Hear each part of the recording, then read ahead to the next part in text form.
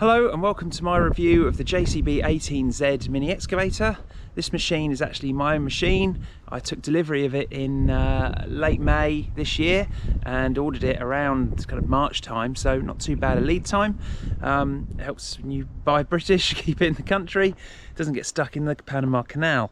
I've put about 100 hours on this machine now, and I found some things that I do and some things I think could be improved, and I'll run through my thinking process of why I bought a JCB as opposed to a Kubota, for example, the U17, which is a very comparable machine to this. What I like, what I don't like, and where I think things could be improved. I'll run you through. So as I say, I've had this machine now, I guess nearly 3 months. I've done about 100 hours on it, mostly in 2 months of that. It did quite a lot of work for me initially on one particular job. And it's been a good machine actually, and in the first 100 hours, pretty much faultless. I haven't had to have JCB out to it at all. It is on like a service package with them as well, so it'll get serviced by them, which I added in, and I'll explain that in the price bit when I come to that. But pretty much shouldn't have to touch it. 3-year warranty, worst case if I do, but she's been good so far. I actually purchased this machine over the Kubota for a couple of reasons. One was availability, which I've mentioned was only really a couple of months. This was a build that they already had in kind of in the line as such. The Green Shields had ordered, let's say, 10 machines or however many, and they allowed me to add just a couple of little things to this to sort of make it my own a bit as an owner operator. But really it kind of had everything that I wanted. They're kind of speccing them like this these days. There's 3 machines in the range. You get the 15C, the 16C, and then the 18Z, which I have here, and then there's the 19C. And of the 19, there's 3 models within that. So you can get a 19C, a 19CE prop, which is the electronic proportional kind of top spec owner operator one really, and then there's now the electric one as well, of course, which I'd love to get my hands on one day and give a go. Anyway, I bought the 18Z. This is kind of like the zero tail swing version of the 19C. It's got the same sort of tracking power, the same pumps, power, performance, but in a zero tail swing package, which has been really useful for me.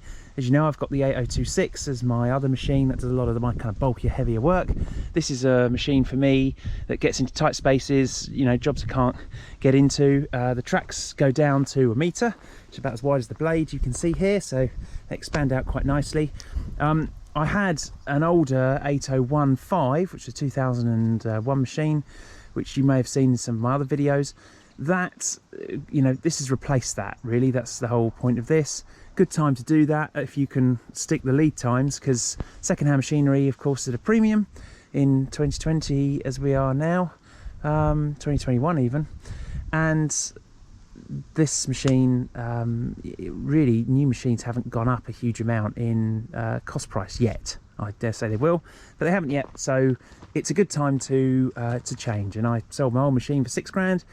And I've paid just over 16.2 for this, plus the VAT obviously, and that was without any buckets. I'll explain why I went with my Engcon bucket hitch system, which is probably obvious, I'm sure. So that was with no buckets, as it is now, but it did come with twin speed tracking and step down acting motors, which is an improvement over the Kubota certainly, and one of the reasons I went hit with this machine. Double acting auxiliary, pretty standard these days. You've got to have that ready for augers and other attachments. And I put track pedals on it, and that was pretty much it as far as the extra options, I think. It has, I didn't go with the LED lights, but they are now doing those as standard. Mine has got one set of halogens up there and an LED on the boom, because they obviously ran out of halogen lights for booms, but now they come standard with LED lights as well. So really not a bad price. I did add the extra kind of year's warranty, so it comes with 2 years as standard, and I added another year to make it 3 years, and that comes with 3 years worth of servicing, so 3 services every 500 hours.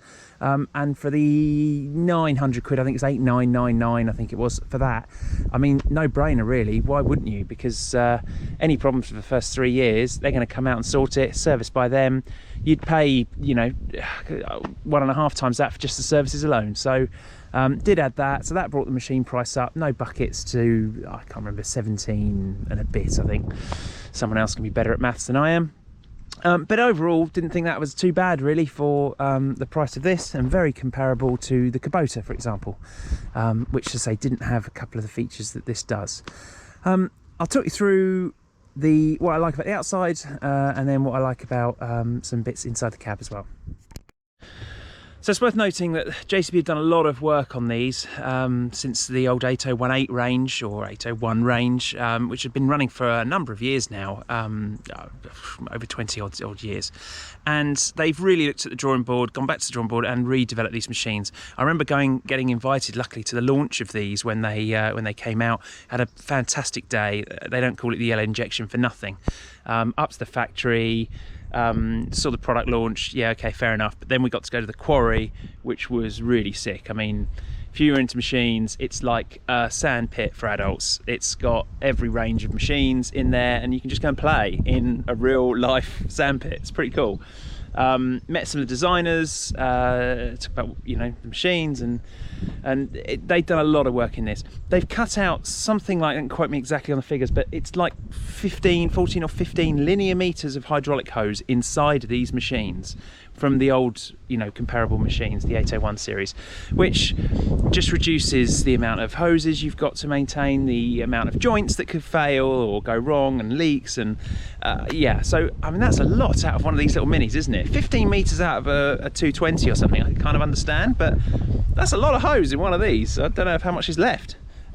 Anyway, so they've done a lot of work in trying to improve various little bits, like the access as well, which I'll run through in a minute, which was pretty poor, to be honest, on the old 801s. My one was good, like the really old ones, but the more modern ones, you couldn't get to anything, and they're a bit rubbish. Totally sorted that out. They've changed the dipper, they've changed the boom, the track frame's pretty similar, but a couple of small improvements. They really have gone for this. So if you're put off by the older JCBs, for whatever reason, I would definitely consider, or at least have a look at one of these, because they have stepped the game up. And when you compare it against the Kubota U17, which is the comparable kind of machine really in this age, you're looking either this is comparable to exactly with specs, or it's overpowering the old Kubota. So yeah, a few reasons why I went with them. Again, decent dealer, and I get a good deal from my local JCB dealer. Got a few machines with them now, seems to be working out. But you know, Kubota, you've got to say they're hot on the heels, and that U17 is due an update as well. So we'll see how, you know, that new one of those looks when they eventually get round to updating that. Anyway, 18Z, gone through why I bought it. A few things I like about the outside. So I've parked it deliberately like this because you can kind of see that they really have done very well with keeping the machine within its track frame. So there is a little bit of front overhang, as they call it, when that king post swings round over the tracks, but not a lot at all. It's been kept really, really minimal. And when you offset the boom completely, I mean, you are virtually zero, you know, for the turret. Obviously the bucket will stick out a bit past there and things, but they've done a very good job of keeping this neat and compact, I think. Offset wise, it swings like almost, you know, not quite, but almost 90 degrees round to the left, which is nice, and beyond 45, I think, to the right, a decent amount. They've improved the offset on these. They've put bushable king posts in, which, if you're going to keep this machine longer than, well, I mean, they say the greasing's every 500 hours. Again, that's maybe a point we'll come back to, but if you're going to keep this machine long term, being able to bush the king post and rebush it, and I mean, that's a very cheap way of keeping your machine nice and tight. And my old one suffered because it was just a casting. You know, you can't get the play out of that unless you line bore it. It's very expensive, so it's nice to see that they've really thought about that. They've put graphene impregnated bushes all the way along, which is why they're claiming you can go for 500 hours. Now personally, 500 hours as an owner-operator, I am not going to go with that. I get it, they've done the testing, etc. But I do also know people who have had these things in the field, and they have had what they would call excessive play. Now, there is a thing between what is excessive play and what isn't. I'm not going to get involved in it.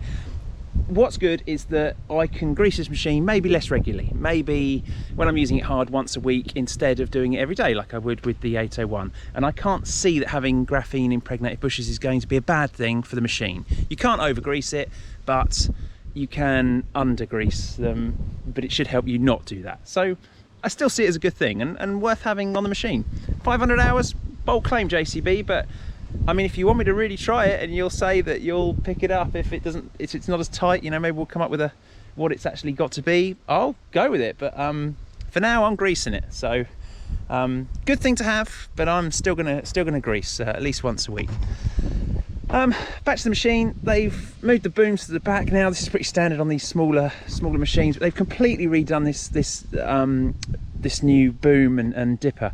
And they've got, I believe it's one of JCB's own patents actually, a way to attach a thumb without having to weld anything to it. So you can actually bolt to these flanges here.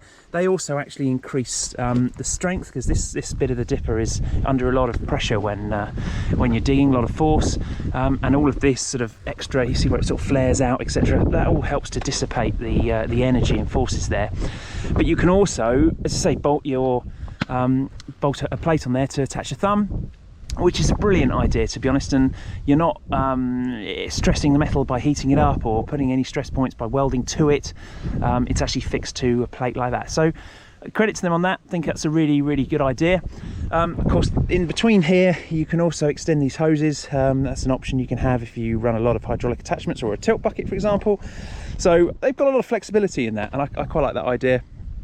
How well these cut edges stay with the paintwork, you know, I love my paintwork, and historically it hasn't been great for that when they've got these nice sort of mill cut edges, but we'll see.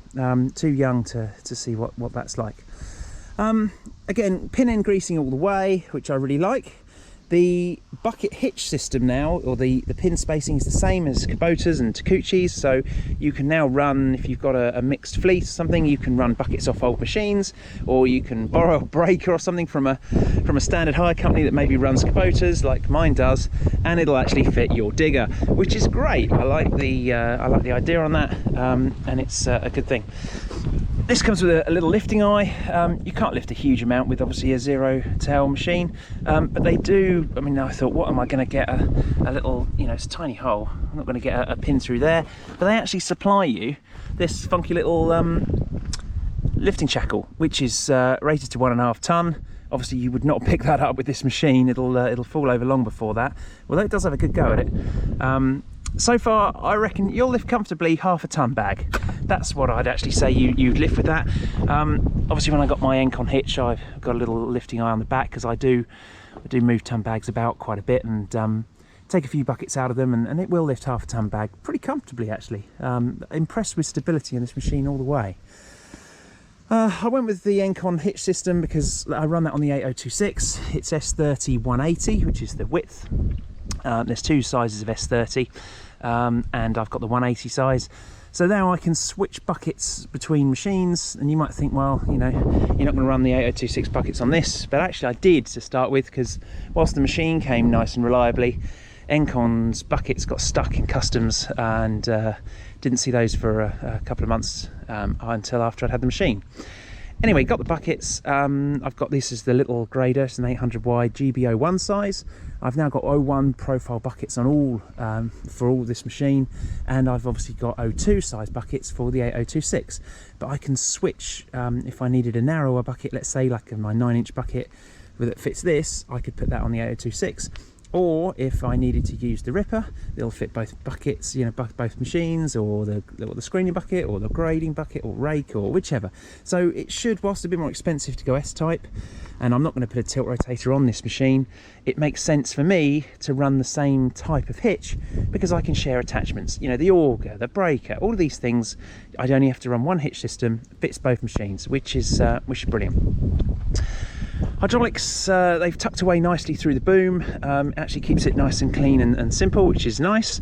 Mine stop up here. As I say, you can extend them if you do a lot of braking and things. The only thing I would say is they do stick out a bit on these ears. So I've found when I'm quite close to a wall, that this actually, it gets in danger of coming in contact with something. The light, not so much. I know, in fact, the light is actually in slightly when you look down the line.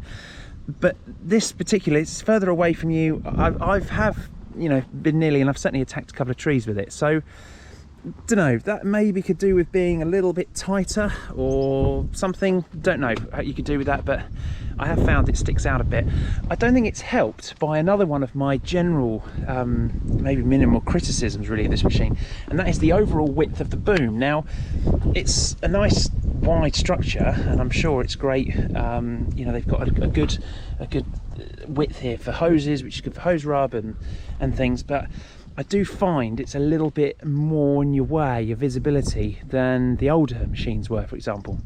I bet it's not much wider. Bet it's 50mm maximum, but it's enough, and I have found myself peering round the boom a little bit, or you end up putting it on a bit of an offset, which with a zero machine isn't ideal. There's probably, I mean, this is a couple of criticisms here, and they're very tight, but that's certainly one of them. The boom is, it either needs to be offset slightly more on the machine, but I get that because you struggle then with getting it in the line of the tracks. But I just find it just in my eye of where I want to be looking, and I can't quite see the bucket. But minimal criticism, it really is. Digging wise, this thing's got power, oodles of power, and it really does not struggle to dig even in hard ground. I expect the longer blade, which makes it a bit easier to clean up to and things. That's worked out okay.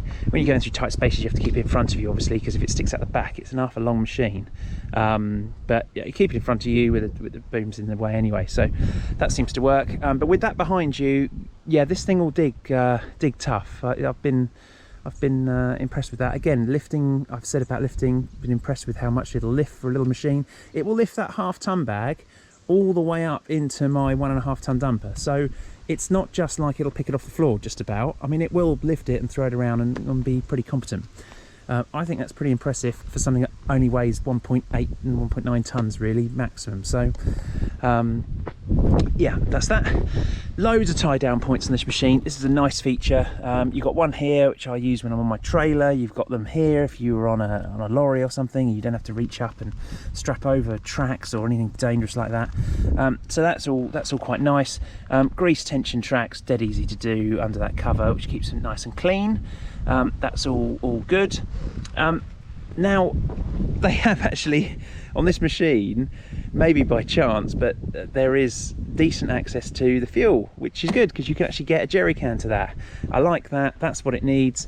The 19s, the 15, the 16, because they're all the same kind of body shape, you do struggle to get to the diesel cap, which, with a jerry can that is, and I really think JCB need to kind of get on that, because a lot of manufacturers are doing it, and that doesn't make it right. A lot of us fill up with jerry cans, and it's a real gripe of mine, which the guys at Compact Products are well aware of. The canopy, generally, externally, in fact internally even, is excellent. Seems to keep a lot of the rain off you. Don't know how, but it does. I'm still running the Perspex, which needs to go, because on a day like today especially, you can't see a bloody thing, and when it rains you can't see a thing. But just haven't had time to take it off yet. But it comes with its standard. JCB are trying to up the game here and provide these machines with something. You know, if you're using a breaker, it will protect you from flying objects. So I get why they've done it, but yeah, you just can't see a thing. The glare off of the Perspex is just terrible, and it can get scratched easily. And also the rubber, real shame. And if you can see the rubber, it's already sort of perishing. I mean, small things, but this machine is 2 months old, and you wouldn't expect that on a machine of that age. So something going on with it there. Anyway, back to the canopy. Generally, it stays within the machine's limits, which is good. I have actually got a few scratches on it here where I got really too close to a building, and this first job this machine went to has done it no favours. I've ended up getting a couple of marks on it, but yeah, very unlike me really. I can go years without scratching a machine, but this thing does go into the tight wars for me. So it happens. Round the back, now this is really the party piece with these machines. I think they've done very, very well with this.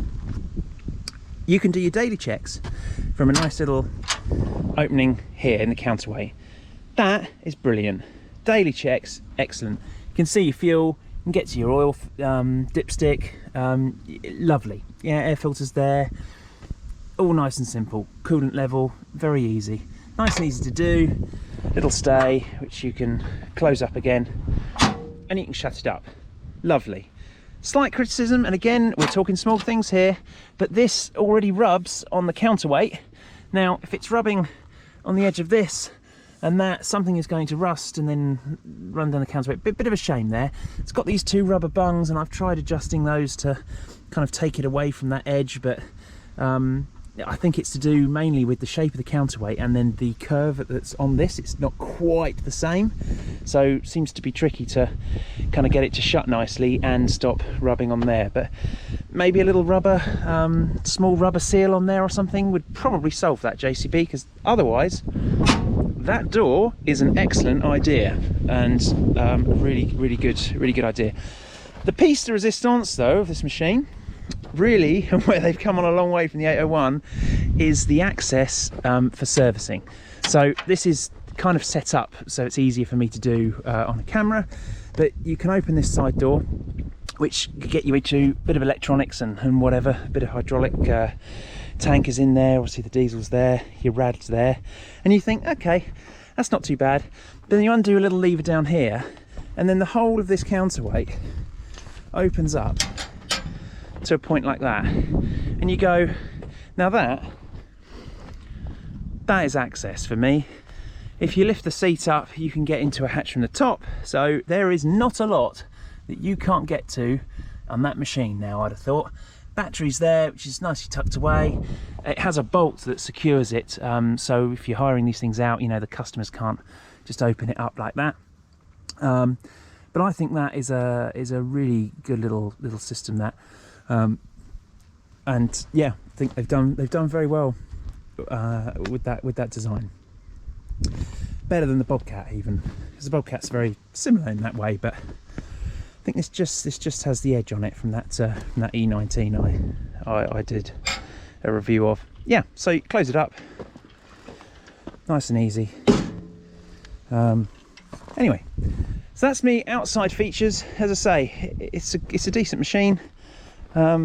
Drives very well, decent dig depth. In fact, you can go down to nearly 2.5 or so meters with this machine, even with the short dipper, because you can get a longer dipper, but they run the shorter ones on these zeros.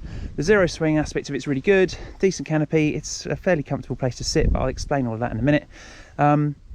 Undercarriage, they've done a decent job of, you know, never ideal on these expanding models. You've got a ram down there, and obviously there's hydraulic hoses and things, so you have to be a little bit aware of all of that, but I think they've done a decent job of protecting most of that. Blade's got plenty of up and down, I've found anyway. Again, very small criticism, but you swing these are fixed on, so you can't lose them on the machine. Even if you lost the pin, you wouldn't lose the blade ear. But a very small criticism would be that when they're like this, not easy to do one-handed because stuff can get between them. But anyway, that'll do for now, so you can demonstrate. You've got two bits of metal here, almost like the ends of each blade, and it just been nice for that to have been smooth. So when you're trying to clear up to the blade, this actually gets in the way of you being able to get everything, you know, kind of scraped against the blade. So small thing, you know, one on the end, certainly that's the end of the blade, right? But this particular, where the extension joins the main, it'd be nice not to have that, because it just, when you've got it extended, which you think you would most of the time, it just gets in the way of clearing up everything right up to the blade. Very small thing though. Losing these can easily be solved, because you can just tie them onto the machine, and these do tuck nicely round. And the good thing is they go in the same holes, so you can't get mud stuck in the hole like some of the designs. Yeah, I don't think anyone's got it perfect on these, but that's not a bad system. Really not bad. Right, I'll run you through the interior. Now the inside of this machine, there's not a lot to it. Obviously it's a canopy machine, and I quite like a canopy for the sort of jobs that this machine will do. It's tight access, you know, you need the ability to see what you're up to, and you can just lean out the side and see if you're up against a wall or whatever. And that for me, or even sometimes when you're operating, you're in such a tight space, you have to climb out the front. So for me, I'm quite happy with the canopy really. I'll get wet a little bit in the winter, but this canopy does do a decent job of keeping you mostly in the dry, which is nice to see. Control wise, there's quite a nice screen down on the side here, which will give you, obviously goes through a nice little, you know, posh thing like you got an Audi. Tells you your fuel level, a few warning lights, etc. You've got your to-go button. Lights has got a 2-stage switch, so if you had a rear light, you wouldn't necessarily have to have the switch on all the time, or the rear light on, which is quite a nice touch. Something I'll wire up to in the future. This button does your single or double acting auxiliary, which is, I mean, that's a nice feature, isn't it? Just on a switch, you don't have to get out and find a lever. And obviously your beacon, which is pretty straightforward. The beacons actually tuck up really nicely in the corner here. You've got pre-wiring for a green beacon, although that isn't wired in to actually work, which is a bit of a shame, but clearly the wires are in there, so it wouldn't be too difficult to fit one if you did. And these tuck up in here, it keeps it out of the way of the branches and things. I think that's quite a nice little touch, and dead easy to change. You break it. Visibility is good, as I say. The only thing I found was that boom was a little bit wide, and you can kind of see in the shot, this camera's where my head is, and you can't see the right hand side of the bucket. So I just find it's a little bit wide. You know, you can just see the outside edge. It takes up quite a bit of visibility, but I'm sure it adds massive amounts of stiffness, etc. There's always a reason for these things. But I mean, these are very small criticisms. You know, what have we found? 3 things. There's not a lot on this at all. I went for, they've got lovely proper, like, you know, proper machine tracking levers, which is nice. I went for the little pedals as well, which give you these, okay, they're a little bit sort of mimicky forward and back, but you can actually use them, you know, to a point, at least when you're tracking around the site, saves you. And you've got these ears on the side as well, which makes it a little bit easier to just, you know, rest your foot and press forward. So I find them quite handy. Pedals, that one does the offset of the boom, and then this one here is the aux, which obviously will work in 2 directions, or one, depending on how you've got this switch set over here. Fuel use seems to be really good. I think it uses, I don't know, you wouldn't get through 20 litres in a day. It'd take you a day and a half or so, I've found so far, to use that amount. And for a machine that's only done 100 hours, that should even get a little bit better. So I'm pretty happy with fuel consumption, etc. I've obviously added a few things to this machine. You'll have noticed the iDig sensors, which again are off I can now switch between both of my machines. I had the screen fitted up here so that it's out of the way of the weather. They reckon you can get it wet, but you know, at least you can see, and it stops the sun glaring on it and things. I think that's quite a nice little fitment up there. Light sticks down here. You know, dead easy to see what I'm doing then. Just tell it, obviously it's the 18Z, not the 8026. This is the blade lever here, which has your twin speed tracking button on it. Only thing I've found with this is that it's a little bit stiff. It's a linkage operated thing, and it can be a little bit stiff to operate, which it sort of loses a little bit of that delicate feel. You know, when you're tracking along and you just want to like edge the blade up a little bit. I've found it can do that. The other thing is that because it's nice and tall and it's in a good position, really good position, but I found that I have pulled this little top off, the little cap. So maybe something to look at, JCB. I don't know if we can stick that on better or what, but if you pull it from the top, this cap comes off real easy because it's literally sort of just like snapped on. So you kind of have to be careful of that. Again, minimal criticism, you know, just things that I think could just be improved slightly. The to-go system isolates everything, including the blade and everything, and I found it a bit of a pain. As an owner-operator, I like to think I could drive a machine and know when I'm driving it, but I understand completely why they fit it. And there are accidents where people try and operate these things from not being in the seat, and people do make mistakes, and we all can. So I understand the reason, and again, it's them trying to push forward, and I'm sure, you know, in the future every machine will come like this. it's hardwired in. I've asked the guys if we can override it. You can on some of the bigger ones, you can ask them to delete it and they can do that through the computer, which is dead easy. But on this one, unfortunately, it's kind of what it is. Having said that, I've kind of got used to it, really. You just jump in, you do it, and it's not that much of a problem. When you start it anyway, you need to obviously enter your code in the keypad, and this is a real nice little design feature they've done here. The keypad is situated down, so you'd have the arm up anyway, because it won't start with the joystick down. Well, the keypad's there. I mean, that makes sense to me. And then when you're in operation, it's completely out of the way. Not in the way at all. I haven't been able to hit it with my leg or anything. So I think that's a really nice little touch, having the keypad down here. I like that. There's been one thing I've found in this cab that annoys me, and that is that down here, and how well you can see this on the camera, but there is this bolt, and I find my leg hits that little nut there. That's where the fuses are, under the seat, and they've put a fair nice little gnarled knob on there so you can undo it. I mean, how often do I need to get to my fuses? Well, less often than the amount of times I hit my leg on that. So I've given them that feedback. Hopefully there'll be an improvement in that area. It's only when you jump up to get on and off, and it's only that left hand one, but it's just annoying, really. Small things. Other small thing while I'm thinking of it, although I have solved this problem, is the cup holder, of which there isn't one. Still don't understand why no one at JCB thinks that we actually have a drink, because I can bet my bottom dollar that the designer has a drink on his desk right now while he's designing these things. So you've got one, I want one in my cab. Again, they know this, we've been through it, but I have found a sneaky little cup holder down here, look. I mean, it's just a hollow space of nothing. Fits a travel mug, a treat, boys. So that also fits a 1 litre bottle, 2 litre, a bit pushing it there on the 2 litre, but she will fit a 1. So I've found a cup holder. I probably will fit a better one, no joke, out of one of these brackets. I'm thinking of attaching something here, probably on this bracket, because my dig's there. Nice little bottle holder there.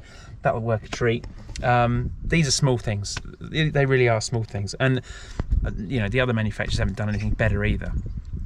So can't push too hard. But yeah, otherwise, nice place to sit. Yeah, it's comfortable, easy to get in and out of, which on a machine like this with a canopy, you're always on and out of these things. You know, in your wet weather gear as well.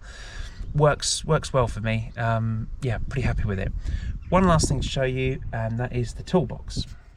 Now, when you buy one of these things, JCB give you this lovely toolkit, which you think, that's quite nice, thank you. It's got a few spanners and a screwdriver, you know, it's not in a little bit of foam. It's quite a nice nice touch, thank you very much. They also give you that nice little shackle I said, and a grease gun, which of course is again, arguably, do you need one, because it should only be greased every 500 hours, right, JCB, with your service agreement that you've purchased. But anyway, they give you a grease gun, which is nice of them, because you don't need it, of course. And they give you it in this toolbox here, which is behind the seat, and you think, oh, okay, there is a little bit of storage. I should have left this open. Doesn't work with my cup holder. Got to find somewhere else for that. So you've got this little thing here, and there is a grease gun holder in there. You can see there's a grease gun in here, but that is all it will take. You cannot fit anything else in that. It's not really waterproof or in any kind of way weatherproof. It's literally just made of metal, quite secure. It's got a little key, you know, to lock it like that. But I can't do anything with that, and I can't really do anything with the toolkit that you've given me, because the toolkit, lovely though it is, won't fit in here. And if you take the grease gun out, because of course you don't need the grease gun, it still doesn't fit in there. So I get the idea, guys, but if you're going to give me something, where do I put it? Has that got to live in the car now, or don't know? Good idea. Small. These are small notes. I'm semi taking the mickey, really. But it's a point, you know. Somewhere to store your grease gun. It's not a lot else. You wouldn't fit a set of gloves or much more than that in there, I would say. But otherwise, a very well thought out machine. Flat floor, your track thing, I don't think I've shown you before. The tractor retract thing is over there, which is nice and easy because you don't have to switch it from the lever, from the blade lever. You know, you can do it independently. It's nice and powerful. It'll do it in the dirt or on tarmac without even having to jack the machine up. It's got plenty of power. As I say, like the keypad, nice little machine. well thought out and very comparable, more than comparable really with the Kubota. So that's my 18Z. I've been through a bit again about why I bought it, what I like, what I don't like.